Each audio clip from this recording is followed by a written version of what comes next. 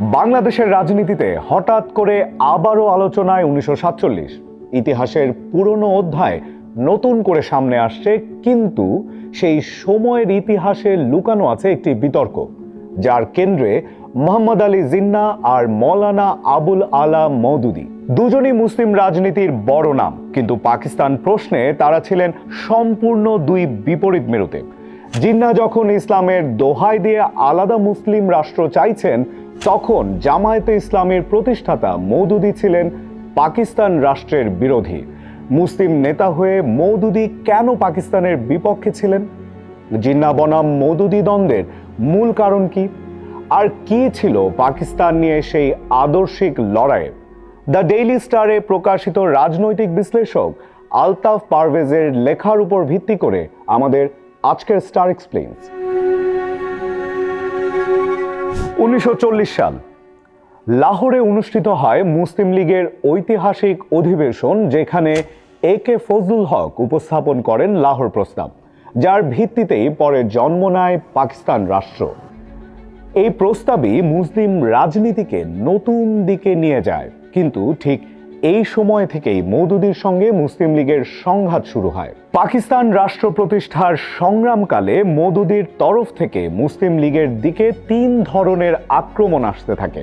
প্রথমত, জিন্নাহর প্রতি ব্যক্তিগত সমালোচনা; দ্বিতীয়ত, পৃথক রাষ্ট্র হিসেবে পাকিস্তান দাবির বিরোধিতা; তৃতীয়ত, মুসলিম লীগের পুরো সাংগঠনিক সংস্কৃতির বিরোধিতা। এমনকি মওদুদী ব্রিটিশ বিরোধী স্বাধীনতা আন্দোলনেরও বিরোধিতা করেন। তার মতে রাজনৈতিক স্বাধীনতা নয়, বরং দরকার একটি ইসলামী বিপ্লব। তিনি মনে করতেন গণতান্ত্রিক পাকিস্তানের মানেই জনগণের সার্বভৌমত্ব, যা সরাসরি স্রষ্টার সার্বভৌমত্বের বিরুদ্ধে যায়। তার চোখে গণতন্ত্র ছিল একটি পশ্চিমা ধারণা, ইসলামী নয়। জাতীয়তাবাদ নিয়েও মওদুদীর অবস্থান ছিল আলাদা। তিনি জাতীয়তাবাদকে ইউরোপীয় ধারণা বলে প্রত্যাখ্যান করেছিলেন।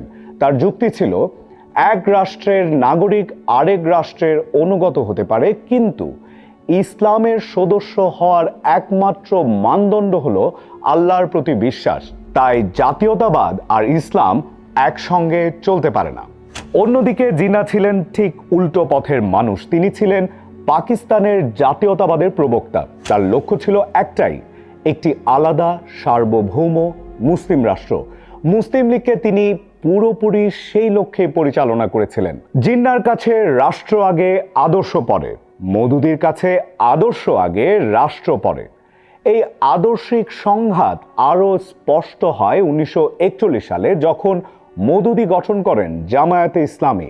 জিন্নাহর মুসলিম লীগকে তিনি ব্যঙ্গ করে বলতেন জামায়াতে জাহিলিয়াত, অর্থাৎ দুইজনের মতের পার্থক্য তখন রূপ নেয় সাংগঠনিক বিরোধে।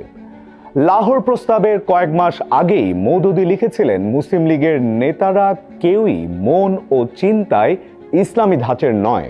তারা মুসলমানদের স্বার্থ রক্ষার কৌশলকেই ইসলামী রাজনীতি ভাবছে, কিন্তু প্রকৃত সত্য হলো এটা ইসলামের মানহানি। এই বক্তব্যে মুসলিম লীগ প্রচণ্ড ক্ষুব্ধ হয়। জবাবে মওদুদী আরও এক ধাপ এগিয়ে বলেন, ইসলাম যদি হয় একটি আন্দোলন, তাহলে এর নেতা তারাই হবেন যাদের এই আন্দোলন সম্পর্কে প্রকৃত জ্ঞান আছে। তিনি সরাসরি জিন্নাহকে আক্রমণ করে বলেন, পুরো বিশ্ব জানে ইসলামিক মৌলিক বিষয় সম্পর্কে জিন্নাহর কোনো ধারণাই নেই। জিন্নাহ যে পৃথক রাষ্ট্র চাইছিলেন, মওদুদীর কাছে সেটা ছিল একেবারেই নগণ্য প্রশ্ন। তার মতে ভারতের মুসলমানদের রাষ্ট্র নয়, দরকার একটি আদর্শিক দল যারা ইসলামী বিপ্লব ঘটাবে।